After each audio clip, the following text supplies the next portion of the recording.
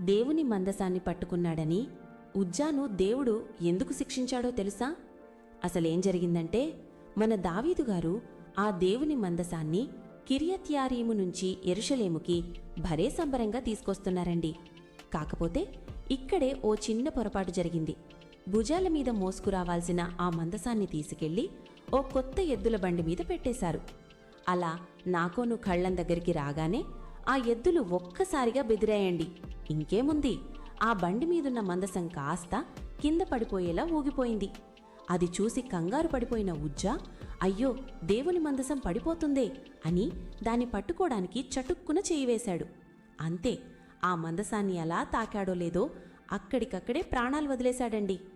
అప్పటిదాకా పండగలా జరిగిన వేడుకంతా ఒక్కసారిగా ఆగిపోయింది. ఎక్కడి చూసినా నిశ్శబ్దం.